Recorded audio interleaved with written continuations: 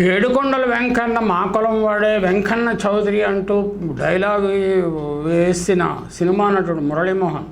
ఆయన మాజీ ఎంపీ కూడా, real estate builder. Hitec City develop కావడానికి బాగా లబ్ధి పొందిన రియల్ ఎస్టేట్ బిల్డర్ అని కూడా తెలుసు. ఆయన నోటికి అద్దు ఆపు లేకుండా మాట్లాడుతూనే ఉంటాడు. అంటే వెంకన్న స్వామిని మావాడే అంటాడు. లేకపోతే తిరుపతి కొండల మీద రాజశేఖర్ రెడ్డి చర్చి కట్టాలని అనుకున్నాడు అని కూడా ఆయన అన్నాడు. ఆయన అంటున్నాడు, ఒక ఇంటర్వ్యూలో చెప్పాడు, 7 కొండల ఎందుకు 4 కొండల్లో చర్చి కడతా అని వైఎస్ రాజశేఖర రెడ్డి అన్నాడు అంటే ఒక ఇంటర్వ్యూలో చెప్పాడు. మరుసటి రోజే హెలికాప్టర్ ప్రమాదంలో చనిపోయాడు. ఎంత అబద్ధాలు చెప్తున్నాడు. జగన్ కూడా అలా చేయబట్టే జగన్కు 11 సీట్లు వచ్చాయి. సినీ నటుడు టీడీపీ మాజీ ఎంపీ మురళీమోహన్. ఆయన నోటికి అడ్డు అదుపు ఉన్నట్టు లేదు. మరి చంద్రబాబు నాయుడు వెన్నుపోటు వల్లనే ఆయన మామ ఎన్టీ రామారావు చనిపోయాడా? ఎన్టీ రామారావు పిలిచి అధికారం అప్పగించాము, ఎంపీ పదవి ఇచ్చాడు కదా, ఎంపీ రంగంలో పోటీ చేయడానికి అవకాశం ఇచ్చాడు కదా మురళీమోహన్కి. మరి ఆయనకు వెన్నుపోటు పొడిచిన చంద్రబాబు నాయుడిని ఏ విధంగా ఈయన మద్దతు ఇస్తున్నాడు? చంద్రబాబు 2-3 సార్లు ఎన్నికల్లో ఓడిపోవడానికి కారణాలు ఏమిటి? ఆయన ఎన్టీ రామారావు ఉసురు తగలడం వల్లనే. కులాభిమానంతో 84 ఏళ్ల వయసులో ఇంత పచ్చి అబద్ధాలు అవసరమా మురళీమోహన్ గారు? మీ దగ్గర ఆధారాలు ఉంటే బయట పెట్టండి అని కూడా వైసీపీ అభిమానులు, ఇతరులు రాజశేఖర రెడ్డిని అభిమానించేవాళ్ళు సవాలు చేస్తున్నారు. ఇటువంటి దుష్ప్రచారమే విజయమ్మ గారి మీద కూడా చేశారు. ఏదో సింహాచలం కొండ మీద సిలువ పెడుతుంది ఆవిడ వచ్చి, ఎప్పుడు బైబిల్తో తిరుగుతుంది అంటూ కూడా ప్రచారం చేశారు. సింహాచలం కొండ మీద సిలువ వేయాలని ఆమె అనుకున్నది, ఆ సిలువ బొమ్మ. అలాగే తిరుపతి కొండల మీద సిలువ వేశారు అని దుష్ప్రచారం చేశారు కదా. పచ్చ మీడియా పిచ్చి ప్రచారము చేసింది. అలాంటి పిచ్చి ప్రచారంలో ఈ మురళీమోహన్ ఒక స్థాయి ఉన్న నటుడు, ఒక స్థాయి ఉన్న రాజకీయ నాయకుడు, ఒక స్థాయి ఉన్న రియల్ ఎస్టేట్ డెవలపర్. ఈయన కూడా అందులో భాగం కావటము చాలా దురదృష్టకరం. అంటే జోసెఫ్ గోబెల్స్ ప్రచారం దీన్ని ఎలాగంటారు అంటే, ప్రతి రంగంలో ఉండేవాడు ఒక్కొక్క స్టేట్మెంట్ ఇస్తుంటాడు. జగన్మోహన్ రెడ్డి బయటకు వచ్చి ప్రజాభిమానాన్ని తాను రుజువు చేసుకుంటే విజయవాడ, గుంటూరులో ఆయన పర్యటనకు ప్రజలు బ్రహ్మరథం పట్టడంతో ఇటువంటి దుష్ప్రచారాలు మొదలు పెడతారు. ఇది వాళ్ళ స్ట్రాటజీ అనమాట, వ్యూహాత్మకంగా నడుస్తుంటారు. నిజానికి వాస్తవాలు ఏమిటో మనం తెలుసుకోవాల్సిన అవసరం ఉంది. 7 కొండలు వాస్తవాలు ఏమిటో తెలుసుకోవాల్సిన అవసరం ఉంది. తిరుమల 2 కొండల పరిధిలోకి రాదని, 3వ కొండ పరిధిలోకి వస్తుంది. కాబట్టి పంచాయతీ ఎన్నికలు నిర్వహించాలని 2005లో చంద్రబాబు మనిషి జయచంద్ర నాయుడు అనే వ్యక్తి GO number 1784 November 4, 1965 GO 1605 December 2, 1975 quote చేస్తూ కోర్టులో కేసు వేశాడు. జయచంద్ర నాయుడికి చంద్రబాబు నాయుడికి చాలా కాలం దోస్తి ఉంది. తర్వాత జయచంద్ర నాయుడు కూడా ఈయన టోపీ పెట్టినట్టున్నాడు. అప్పుడు నాటి సీఎం వైఎస్ రాజశేఖర రెడ్డి ధార్మిక క్షేత్రంలో ఎన్నికలు నిర్వహించకూడదని తిరుమల పరిధిని 2 కొండల నుంచి 7 కొండలకు మారుస్తూ జీవో నెంబర్ 746 ఇచ్చారు. వాస్తవాలు ఎలా ఉంటే ప్రచారం ఎలా చేస్తున్నారో చూడండి. అది వాళ్ళ నంగనాచత్వం, నిరజానత్వం.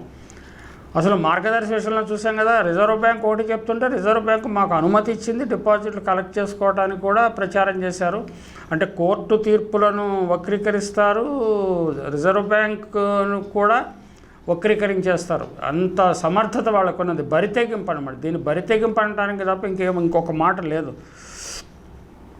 తిరుమలలో అన్యమత ప్రచారాన్ని నిషేధిస్తూ చట్టం తెచ్చిందే వైఎస్ రాజశేఖర రెడ్డి.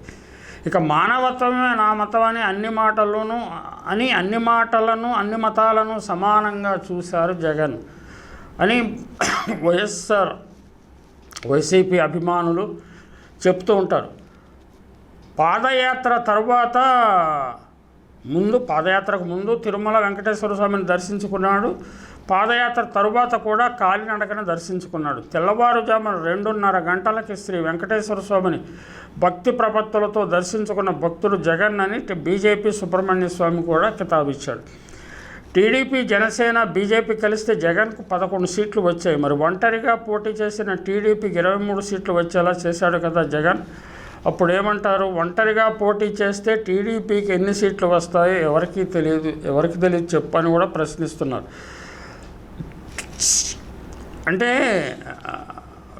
భగవంతుడిని, మతాన్ని రాజకీయాల్లోకి లాగటము, మన శత్రువులను వీకెన్ చేయటానికి. అంటే రాజశేఖర రెడ్డి కుటుంబం క్రైస్తవ కుటుంబం, వాళ్ళు క్రైస్తవ కుటుంబం అయినా ఆయన 2 సార్లు ప్రజలు ఎన్నుకున్నారు. ఆయన కుమారుణ్ణి ఒకసారి దాదాపు అధికార దగ్గరికి తీసుకొచ్చారు, రెండోసారి బ్రహ్మాండమైన మెజారిటీతో గెలిపించుకున్నారు, మూడోసారి ఓడించుకున్నారు. అయినా 40% ఓట్లు ఉన్నాయి. అయినప్పటికీ ఇటువంటి దుష్ప్రచారం చేయటం అనేది ఎల్లో మీడియాకి, ఎల్లో నాయకులకి చెందుతుంది. అంటే నిజానికి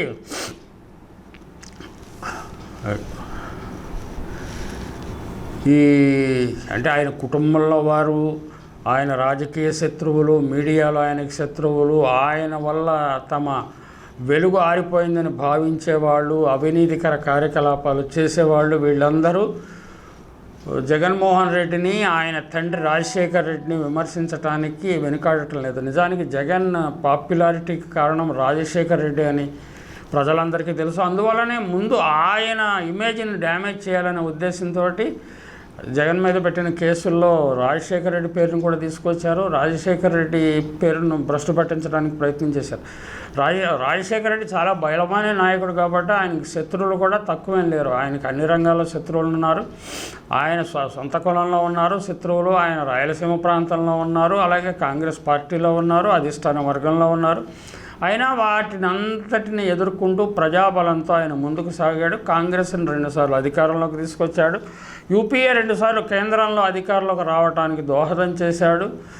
ఆయనను కాదని, ఆయన కుమారుడి వారసత్వాన్ని కాదని నెట్టేసినందుకు కాంగ్రెస్ 2 తెలుగు రాష్ట్రాల్లో నాశనమైంది, మొత్తం దేశవ్యాప్తంగా నాశనమైంది.